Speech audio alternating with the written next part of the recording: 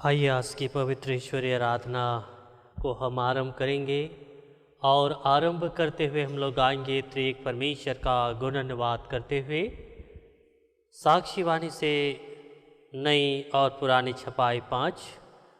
ईश्वर की स्तुति और प्रशंसा करते गाएं साक्षीवाणी से 5। ईश्वर की स्तुति कर प्रिय प्रांतु उसको प्रशंसा दे हर जाम।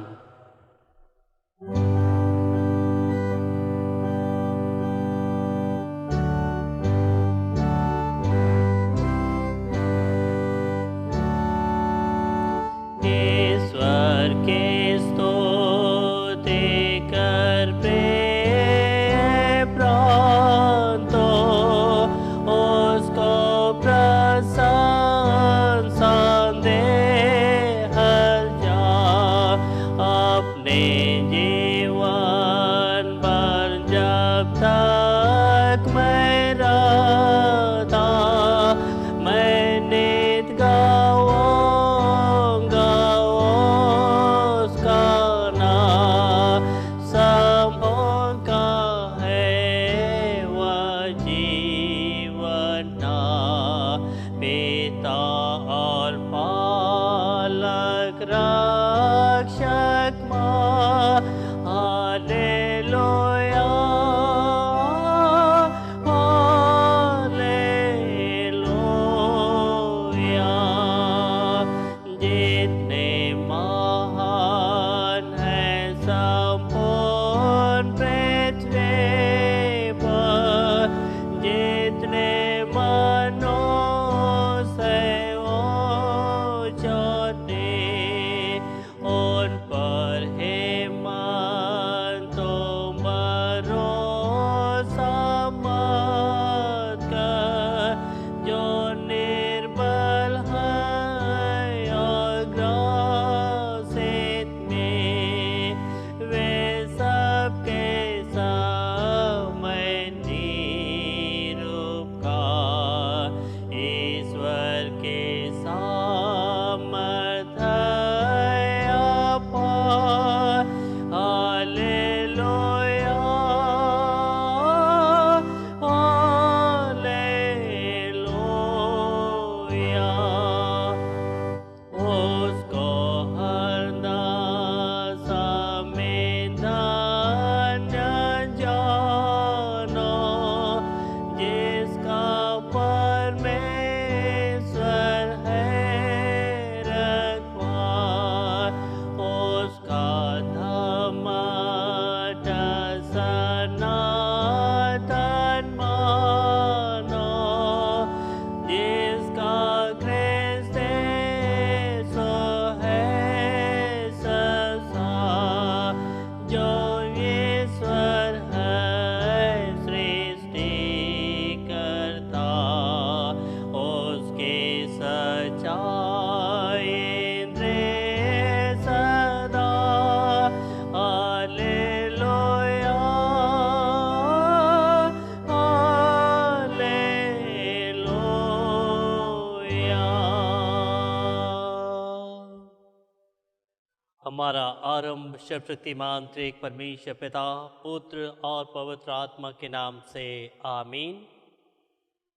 हमारी सहायता ईश्वर के नाम से है जिसने स्वर्ग और पृथ्वी को सृजा।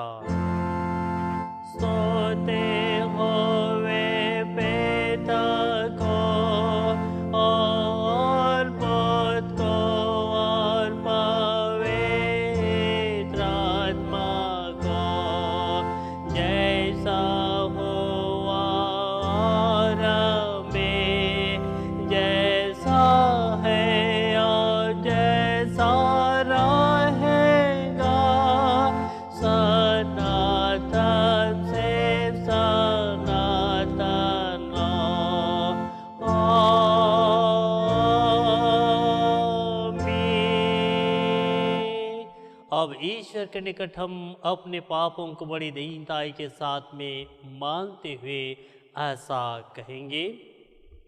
हे सर्वशक्तिमान ईश्वर दयालु पिता, हम दीनता से अपने सब पाप और अपराधों को तेरे सन्मुख मान लेते हैं तो अपने प्रिय पुत्र हमारे प्रभु यीशु ख्रिस्त के कारण हम पर दया दृष्टि कर और हमारे सब पापों को क्षमा कर। आमीन। प्रभु हम पर दया कर, क्रिस्त हम पर दया कर, प्रभु हम पर दया कर। पहाड़ सरक जाएंगे और पहाड़ियाँ हिल जाएंगी, पर मेरी दया तेरे पास से ना सरकेगी और न मेरे कुशल की वाचा हिलेगी। परमेश्वर तेरा दया करने हारा ऐसा कहता है। आमीन।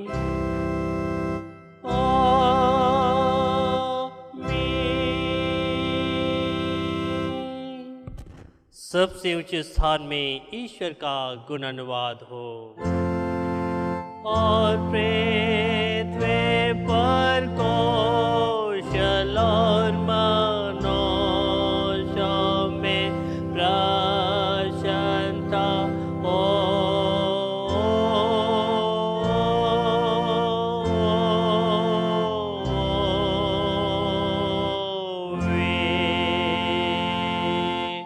प्रभु आप सबों के संग हो। और तेरे आत्मा के साथ हम प्रार्थना करेंगे। हे सर्वशक्तिमान अनुग्रहकारी, विलंब से क्रोधित होने और हम मानव जीवन से अत्यधिक प्रेम करने वाले स्वर्ग पिता, सारे मन से आपका धन्यवाद करते हैं कि आप अपनी कृपा से हमारा विनाश नहीं चाहते, परंतु कि हम अपना मन आपकी ओर फिराएं और बचाए जाएं। हम आपकी विनती करते हैं, अपने पवित्र आत्मा का दान हम में से हर एक के जीवन पर दे, कि वह प्रतिदिन हमारे मनों में सच्चा पश्चाताप उत्पन्न करे, हमारे हृदयों में पाप क्षमा और अनंत जीवन की लालसा जन्मे, और आपकी अपार कृपा को विश्वास से स्वीकारने और उससे विश्वास में स्थिर रहने के लिए सबों को सामर्थ्य दे। हर प्रकार की परीक्षा में हमें संभालिए, कि जिसे अनुग्रह के द्वारा अंत में परम सुखी हो जाएं, हमारे प्रभु यीशु ख्रिस्त के द्वारा। आमीन।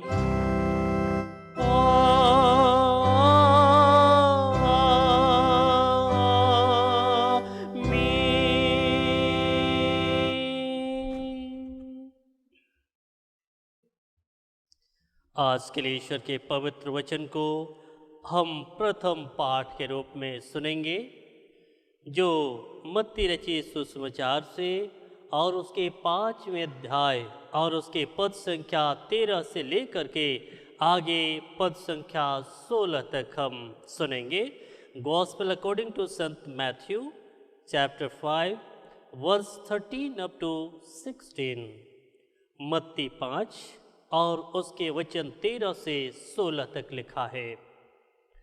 तुम पृथ्वी के नमक हो, परंतु यदि नमक का स्वाद बिगड़ जाए तो वह फिर किस वस्तु से नमकीन किया जाएगा? फिर वह किसी काम का नहीं, केवल इसके कि वह बाहर फेंका जाए और मनुष्यों के पैरों तले रौंदा जाए। तुम जगत की ज्योति हो। जो नगर पहाड़ पर बसा हुआ है वह छिप नहीं सकता, और लोग दिया जलाकर पैमाने के नीचे नहीं परंतु दीवट पर रखते हैं, तब उससे घर के सब लोगों को प्रकाश पहुंचता है। उसी प्रकार तुम्हारा उजियाला मनुष्यों के सामने चमके, कि वे तुम्हारे भले कामों को देखकर तुम्हारे पिता की जो स्वर्ग में है बड़ाई करें। आमीन। तेरा धन्यवाद हो हे कृष्ण यीशु। हालेलुया हालेलुया हालेलुया हालेलुया।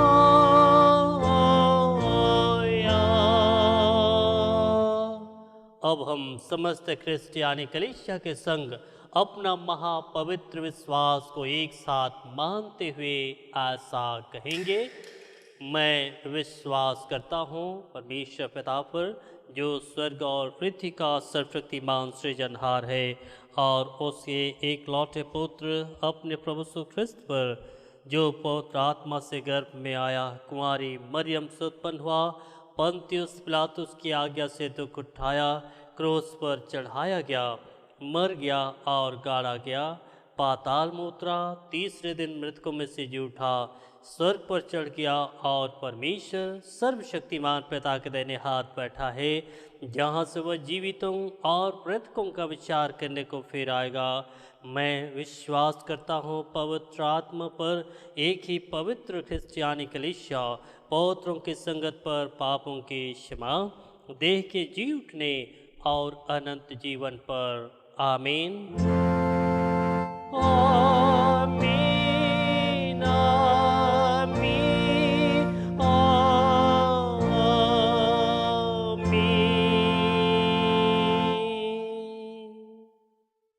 आइए हम इस आराधना के लगातार में अगला गीत हम गाएंगे। साक्षी वाणी से हम लोग गाएंगे। साक्षी वाणी से हम अगला गीत गाएंगे 289 साक्षी वाणी मसीह जीवन और सेवा के गीत से हम लोग गाएंगे। 289 साक्षी वाणी को हम लोग गाएंगे। यीशु मुझसे यही चाहता हर दिन उसके लिए। 289 साक्षी वाणी से हम लोग गाएंगे।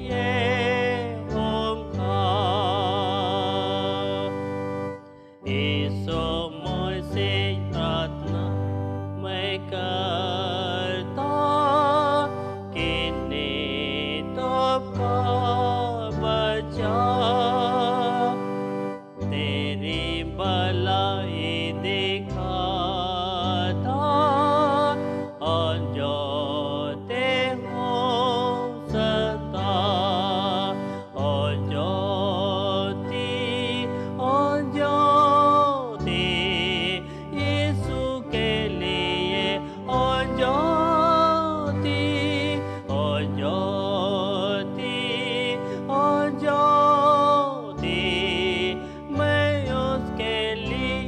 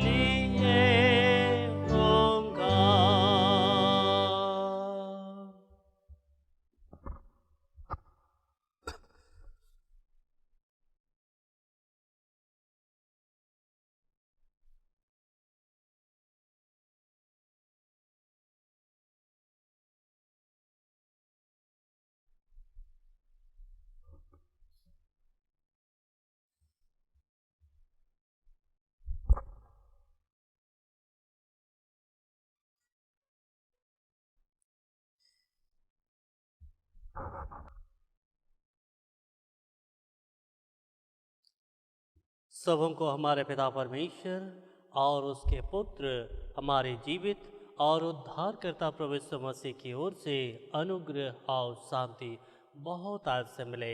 आमीन। प्रार्थना करें।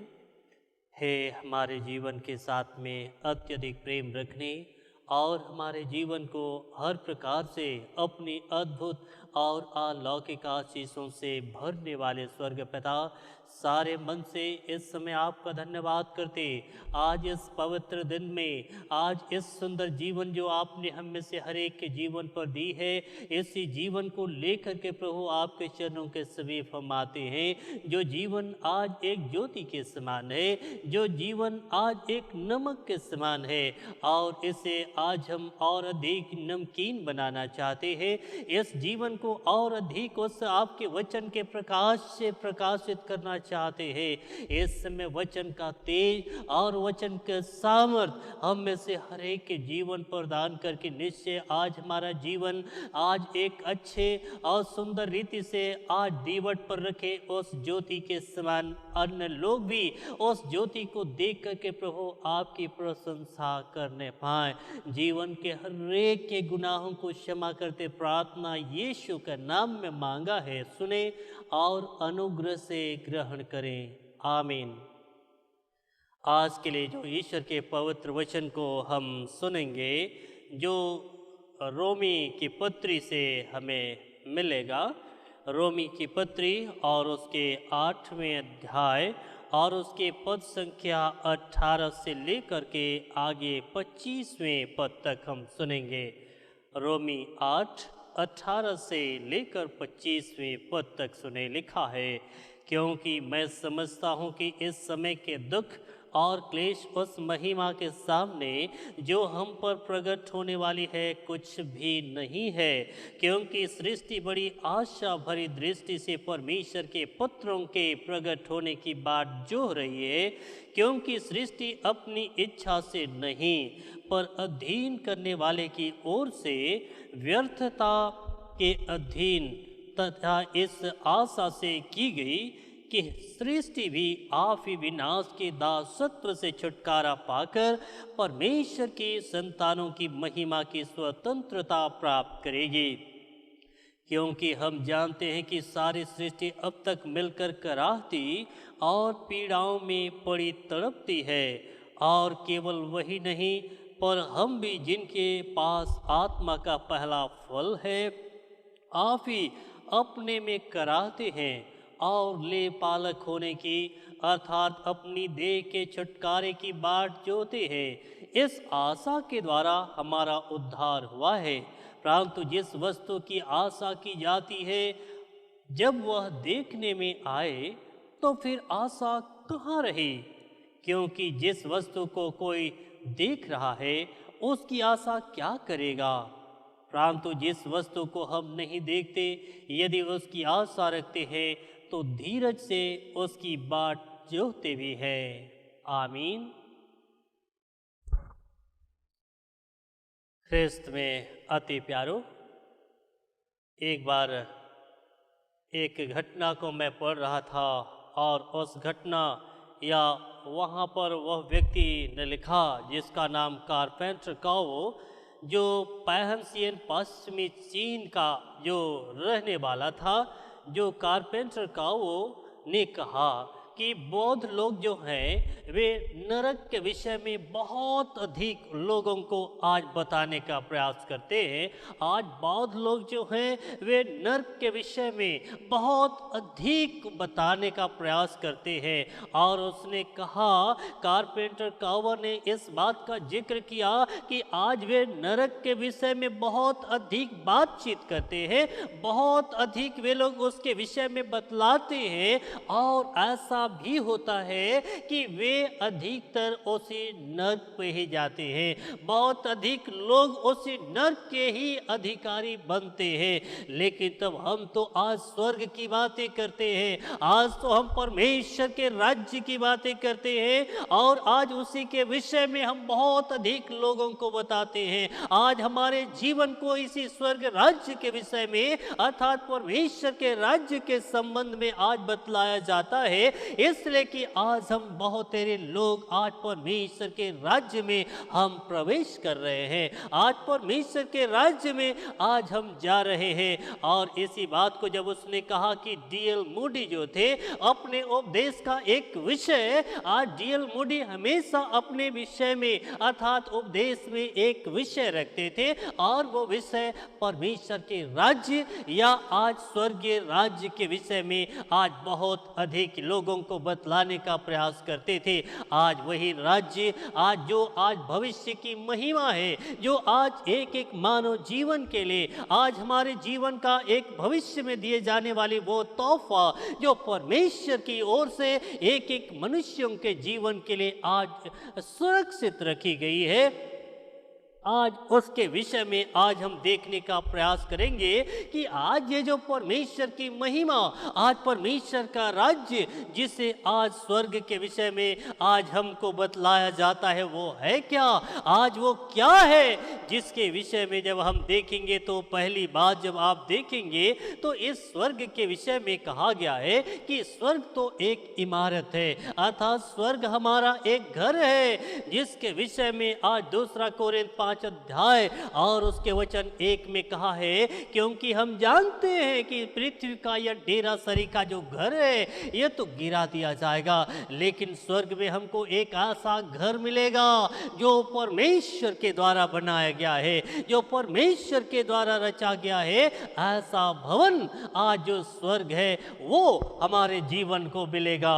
और दूसरी बात जब हम देखेंगे स्वर्ग परमेश्वर का एक भवन है जो आज हम देखेंगे दूसरा कोरिन्थ 5 अध्याय के वचन 1 में हमने देखा कि ये तो परमेश्वर का घर है, आज परमेश्वर का भवन है। और आज इसे तीसरी बात जब हम देखेंगे ये स्वर्ग तो परमेश्वर का खत्ता है, आज परमेश्वर के रखने का एक भंडार भी आज इससे कहा गया है, जिसकी चर्चा मत्ती रचित सुसमाचार के दूसरे अध्याय और उसके पद संख्या 12 और मत्ती रचित सुसमाचार के तीसरे अध्याय के वचन 12 में भी आप देखेंगे, वह अपने गेहूं को खत्ते में इकट्ठा करेगा। अर्थात आज ये गेहूं आज एक एक मनुष्यों की ओर आज इंगित कर रहा है कि आज वो गेहूं के दाने आज एक एक मानव जीवन के रूप में आज संसार में दिखाई दे रहा है, जिसे आज अपने खत्ते अर्थात इसी स्वर्ग में आज वो उनके जीवन को इकट्ठा करेगा। क्योंकि आज यीशु ने कहा जहां मैं हूं वहां तुम भी रहोगे, जहां मैं रहूंगा वहां तुम भी रहने पाओगे। आज चौथी बात जब आप देखेंगे कि यह स्वर्ग जिसकी बातें करते हैं ये तो महिमा का राज्य है, जिसके विषय में पौलुस ने इफिसी 5 अध्याय के वचन 5 में कहा कि मसीह और परमेश्वर के राज्य में मिरास होगी। मसीह और परमेश्वर के राज्य में मिरास नहीं, आज वो परमेश्वर का राज्य अर्थात जो आज स्वर्ग के विषय में कहा गया है ये तो एक महिमा का राज्य होगा, जिसके विषय में पौलुस ने भी कहा। पांचवी बात हम देखेंगे ये तो आज परमेश्वर पिता का घर होगा, ये परमेश्वर पिता का घर है, जिसके विषय में यीशु ने इस बात का जिक्र किया यूहन्ना 14 अध्याय के वचन 2 में, मेरे पिता के घर में और भी जगह है, मेरे पिता के घर अर्थात आज इसी स्वर्ग के विषय में आज यीशु ने अपने पिता के घर के रूप में आज उसे इंगित किया। आज छठी बात जब आप देखेंगे इसी स्वर्ग के विषय में ये तो विश्राम का एक घर होगा, विश्राम का जगह होगा, एक आराम करने का स्थान होगा, जिसमें आज इब्रानी 4 अध्याय और उसके वचन 9 में लिखा है, सो जान लो कि परमेश्वर के लोगों के लिए अभी शब्द का विश्राम बाकी है। जान लो कि अभी लोगों के लिए शब्द का विश्राम बाकी है। अर्थात यह जो राज्य होगा ये परमेश्वर का राज्य, आज जो स्वर्ग राज्य, ये तो परमेश्वर का एक ठहराया और बनाया हुआ मानव जीवन के लिए विश्राम का एक स्थान होगा।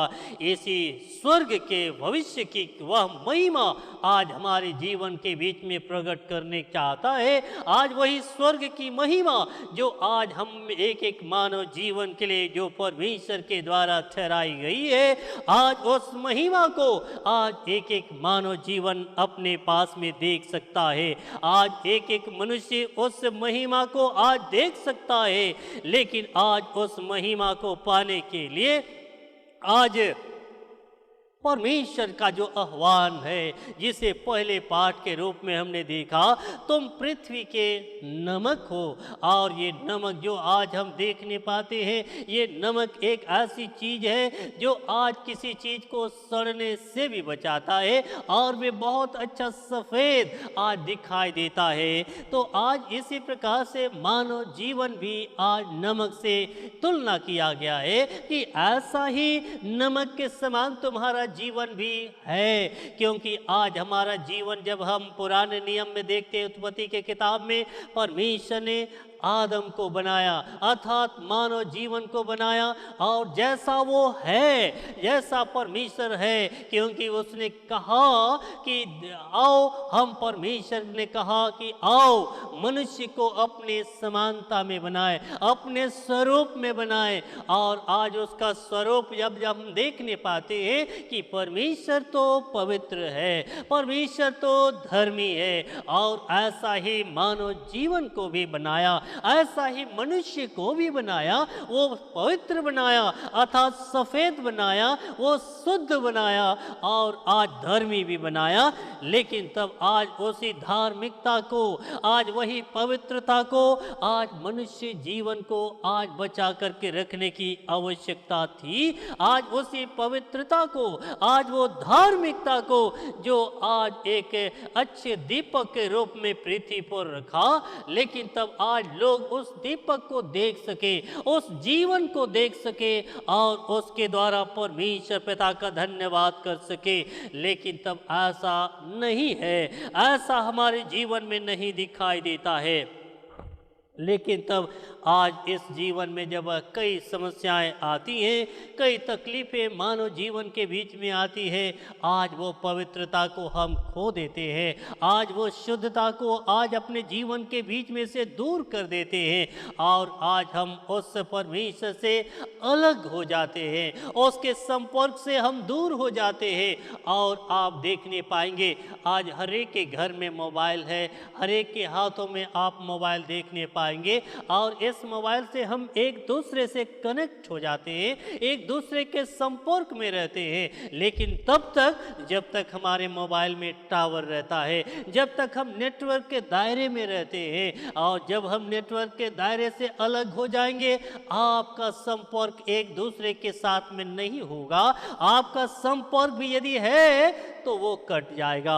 आज उसी प्रकार से मनुष्य का भी संपर्क आज परमेश्वर से ऐसे कई समस्याओं को देख करके, आज जीवन के बीच में आने वाली हर बाधाओं को देख करके आज परमेश्वर से संपर्क टूट जाता है। लेकिन तब आज के वचन में कहा गया है कि आज उस समस्याओं के बीच में भी आज मनुष्य को आज स्थिर और मजबूत बने रहने की आवश्यकता है। आज उस भविष्य में प्रकट होने वाली महिमा को पाने के लिए आज वो ऐसे ही आज उसमें भी स्थिर और मजबूत होने की आवश्यकता है। क्योंकि आज हम देखने पाते हैं कि वो पहाड़ जिसे आज हम देखने पाते हैं, कितने भी तूफान आएंगे, आज कितने भी आंधियां चलेंगी, लेकिन वो पहाड़ जहाँ है वहाँ से कहीं नहीं जाएगा, वहाँ से ना हिलेगा।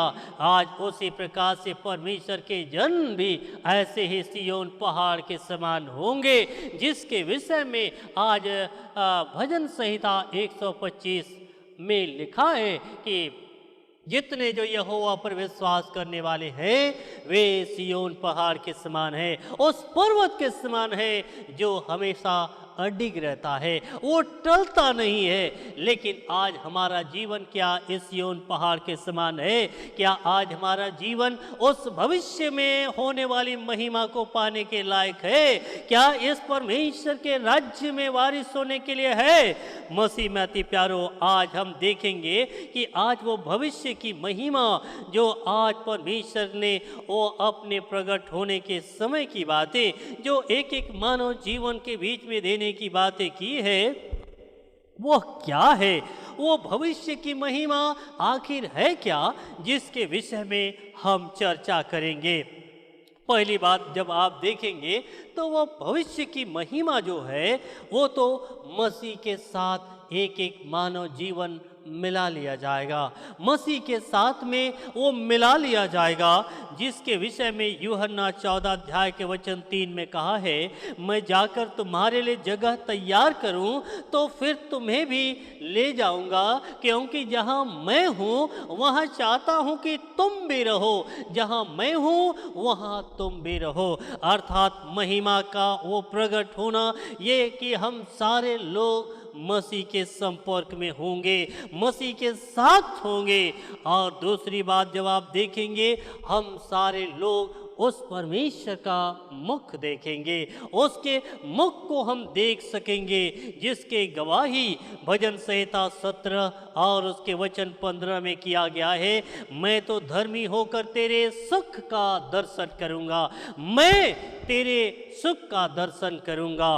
अर्थात हम उसके मुख को उस महिमा में हम दर्शन कर सकेंगे, देख सकेंगे।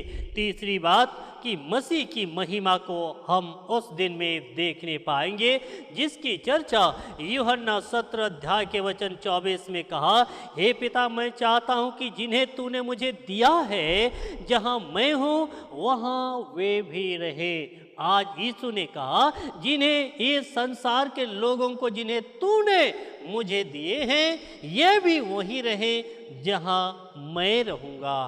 अर्थात आज हम सारे लोग उसकी महिमा को देखने पाएंगे। और चौथी बात जब हम देखेंगे, मसीह के साथ उस जैसा वो महिमा पाया, हम प्रत्येक के जीवन में भी वो महिमा दिलाना चाहता है, जिसकी चर्चा आज के वचन रोमी 8 और उसके वचन 17 और 18 में हमने देख लिया है निश्चित रूप से। और पांचवी बात जब आप देखेंगे, वो भविष्य की महिमा, जिसके लिए आज एक एक मानव जीवन को आज पौलुस तैयार करना चाहता है, तो वो भविष्य की महिमा जो हम देख रहे हैं, पांचवी बात मसीह के साथ राज्य करना है, जिसके विषय में दूसरा तिमोथी और उसके दूसरे अध्याय के वचन 12 में लिखा है, यदि हम धीरज से सारी चीज़ों को सहते रहेंगे तो उसके साथ राज्य करेंगे। हम सारी बातों को, आज कई समस्याएं हैं, कई चिंताएं हैं, परेशानियां हैं, यदि उसको धीरज से हम सहते रहेंगे तो उस राज्य में परमेश्वर के साथ हम राज्य भी करेंगे।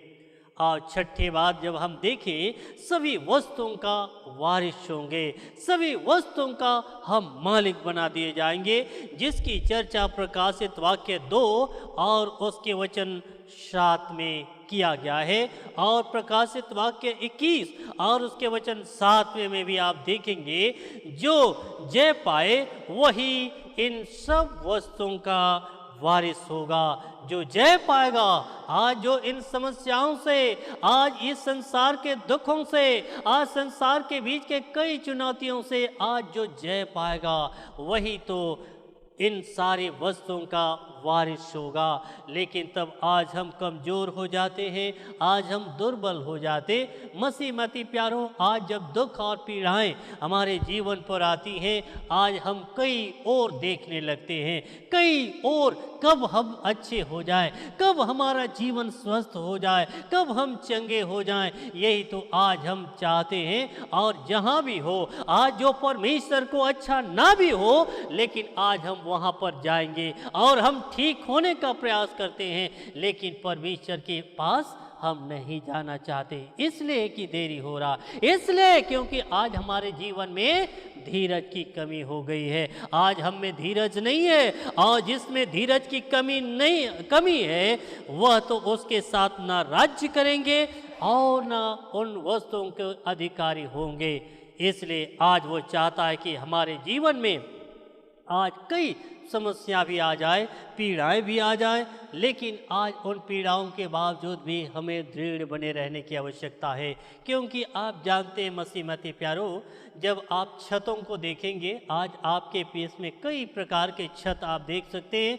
किसी में आज एस्बेस्टस और किसी जगह ढलाई वाले छत भी आप देखेंगे, लेकिन आप खपड़ेल उस छत को भी आप देखने पाते हैं, खपड़ा का वो छत भी आप देखने पाते हैं। आज जब गर्मी होता है, धूप होता है, आज मालूम नहीं चलता कि कहाँ कहाँ पर छेद है, लेकिन जब बारिश का जब पहला पानी जब आता है तो आप देखने पाएंगे कहाँ कहाँ पर जो छेद है वहाँ पर पानी गिरने लगता है। जब तक बारिश नहीं होता है तब तक पता नहीं चलता कि कहाँ कहाँ पर छेद है। उसी प्रकार से मानव जीवन को भी आज इसी रूप में आंका जाता है कि जब तक ये परेशानी, ये समस्याएं ना आए, तब तक आज हम अपने विश्वास की परख नहीं कर सकते। इसीलिए आज जैसा अय्यूब ऐसे कठिन और विकट परिस्थितियों में भी अडिग रहा, आज परमेश्वर के विश्वास में आज स्थिर रहा और वो सब वस्तुओं का वारिस हुआ, उसी प्रकार से हमारे जीवन में भी आज चाहता है। सातवीं बात आप जब देखेंगे तो हम सारे लोग तारों के समान परमेश्वर के साथ में चमकेंगे, जिसके विषय दानियल नबी की किताब 12 अध्याय के वचन 3 में कहा, तब सिखाने वाली बातें कि यह है कि हम सब आकाश मंडल के समान होंगे। वे सारे लोग आकाश मंडल के समान होंगे, अर्थात तारों के समान चमकेंगे। वे लोग जो परमेश्वर के दिए हुए गुणों को आज अपने से समाप्त ना करेंगे, आज वे लोग जो आज परमेश्वर के दिए वो पवित्रता को, उसकी धार्मिकता को आज अपने जीवन से दूर ना करेंगे, वे लोग इसके वारिस होंगे। और आज ये भविष्य की महिमा को यही लोग आज देख सकते हैं। तो निश्चित रूप से मसीह में प्यारो, आज परमेश्वर ऐसी आत्मा और सामर्थ हम में से हर एक के जीवन पर देना, और आज वो भविष्य की महिमा जो इन रूपों में है आज एक एक मानव जीवन को देना चाहता है। आज ये हर एक लोगों के जीवन को आज वो देना चाहता है। और आज जिसके विषय में पौलुस ने कहा कि आज हर एक लोगों के लिए जो आज इस दौड़ में दौड़ रहे हैं, जिसके विषय इब्रानी 12:1 में आज वे व्यक्तियों के जीवन को मिलेगा जो धीरज से दौड़ रहे हैं। आज इब्रानी 12:1 में धीरज से जो दौड़ेंगे आज वो भविष्य की महिमा तो वे ही लोग पाएंगे। आज उस अपने गुणों को वे ही लोग बचाएंगे जो कई परिस्थितियों में धीरज पाए से आज जीवन को व्यतीत करेंगे। निश्चय आज प्रभु वचन के द्वारा हर एक के जीवन में वही धीरज और वो आत्मा दे कि हम उस भविष्य की महिमा जो स्वर्ग के रूप में, वो उस मुकुट के रूप में है, जीवन में हम प्राप्त करने पाएं। आमीन। हे सर्वशक्तिमान अनुग्रहकारी प्रभु, सारे मन से आपके नाम को स्तुति और प्रशंसा देते हम आज आपके नाम को ही धन्य कहते हैं कि आज आपने हमें एक अच्छे नमक के रूप में, ज्योति के रूप में आपने इस संसार में रखा कि आज हम अपनी ज्योति एक दूसरे के बीच में प्रकट कर सकें। ऐसी आत्मा और सामर्थ आपने आज के वचन के द्वारा दी है। निश्चय प्रेमी परमेश्वर, वो नमकीनता आज हमारे जीवन से दूर ना हो, वो नमक का स्वाद हमारे जीवन से समाप्त ना हो, लेकिन आज वही नमकीन, आज वो स्वभाव जो हर एक के जीवन को सड़ने से आज बचाए, ऐसी सामर्थ हर एक के जीवन में दे। पापों को क्षमा करते यीशु नाम में प्रार्थना मांगा है, सुने और ग्रहण करें। आमीन। और ईश्वर की शांति जो समस्त ज्ञान से परे है, मसीह यीशु में सबों के मन, हृदय और विचारों की रक्षा और रखवाली करे, अब से सदा लो। आमीन।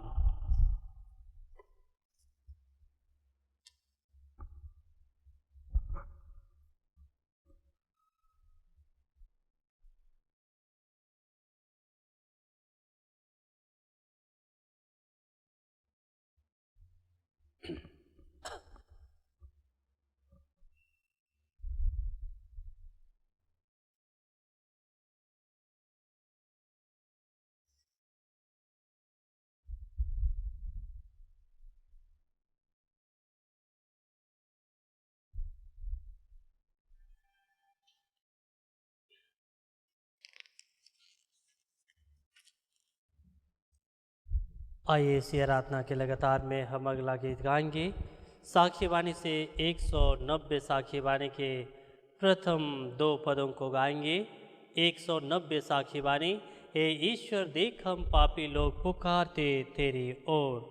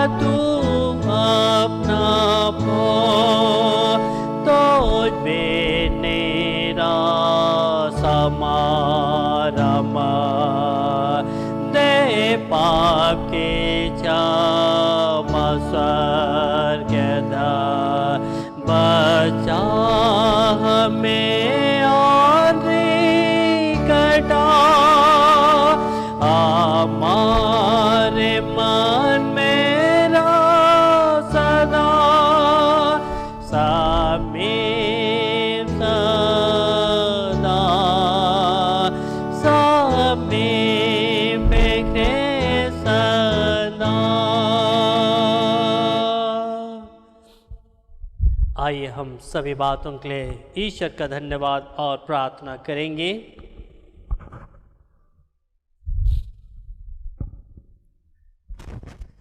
हे मेरे मन, यहोवा को धन्य कर और उसके किसी उपकार को ना भूल। आमीन। हे सर्वशक्तिमान अनुग्रहकारी प्रेमी परमेश्वर, सारे मन से आपके नाम को स्तुति सराहते भजन करते आपके समीप हम आते हैं। निश्चय प्रेमी प्रभु, इतने लंबी जीवन की यात्रा में आपने हमें से हरेक के जीवन के संग होकर के आपने चला है और अब तक आपने एक एक के जीवन को हर संकट, जोखिम और अचानक दुर्घटना, मृत्यु से बचाया है और आज के सुंदर और पवित्र विहान में अपने सुंदर और जीवित उस अपने वचन की आशीष और सामर्थ्य से एक के जीवन को पुनः आपने उस विश्वास में बढ़ने की सामर्थ्य दी है। निश्चय धन्यवाद करते, एक एक के जीवन के लिए प्रार्थना करते हैं। आज हमारे इस मंडली के एक एक परिवार के प्यारों के लिए, हमारी कलीसिया के एक एक परिवार के जीवन के लिए हम दुआ करते हैं। जिस रूप में अब तक आपने हर एक के जीवन को सुरक्षा दिया है, उस रीति से आने वाले जीवन और समय में भी प्रत्येक के जीवन में आप वो सुरक्षा और आशीष की बढ़ती दे कि निरंतर अपने जीवन के बीच में आपकी अद्भुत आशीष को सुरक्षा और बढ़ती और उन्नति के रूप में भी देखते हुए प्रभु आपकी गवाही देने पाएंगे। आज इन समय ऐसे कई समस्याओं से आज हम घिरे हैं, आज कई प्रकार की चुनौतियों से आज हम घिरे हैं। ऐसे समय में भी आपके निकट आते, क्योंकि आप ही आज हमारे जीवन का शरण स्थान और गढ़ है। आज हमारे छुपने का आप स्थान है, जहाँ पर आज इन सारे समस्याओं से, दुखों से आज हम परे रह सकते हैं। निश्चय प्रेमी परमेश्वर, जैसे मुर्गी अपने बच्चों को अपने पंखों की आड़ में सुरक्षित रखती है, उसी प्रकार से हम में से हर एक के जीवन को आप ही संभाले, ताकि हर एक आज सुरक्षित जीवन के साथ में आज भिन्न भिन्न क्षेत्र में कार्य करते हैं, नौकरी करते हैं, व्यवसाय करते, खेती बाड़ी मजदूरी करते, वे सभी अपने जीवन में आपकी आशीषों को देखते हुए आपकी महिमा करने पाएंगे। हे प्रेमी परमेश्वर, आज हम पुनः हर एक बातों को आप ही के हाथ में रखते ये प्रार्थना विनती में, जो आशीष और सुरक्षा सबों के जीवन के निमित्त आवश्यक है, नहीं मांग पाया है, आप जानते हैं, सेध में स्वर्गीय भंडार से दान करते यीशु नाम में सुने और अनुग्रह से ग्रहण करें। आमीन। हे हमारे पिता, तू जो स्वर्ग में है, तेरा नाम पहुँच के जाए, तेरा राज्य आए, तेरी इच्छा जैसे स्वर्ग में वैसे पृथ्वी पर भी हो। हमारे प्रतिदिन की रोटी आज हमको दे, और हमारे अपराधों को क्षमा कर जैसे हम भी अपने अपराधों को क्षमा करते हैं, और हमको परीक्षा में मत डाल, प्रांतु बुरे से छुड़ा, क्योंकि राज्य और पराक्रम और महत्व सदा तेरे हैं। आमीन।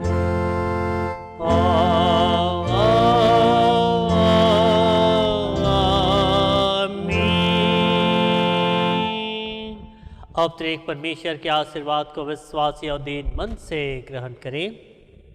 परमेश्वर तुझे आशीष दे और तेरी रक्षा करे। परमेश्वर अपने मुख का प्रकाश तुझ पर चमकार, तुझ पर अनुग्रह करे। परमेश्वर अपने मुख का प्रकाश तुझ पर चमकावे और तुझे कुशल देवे। आमीन। आमीन। आमीन।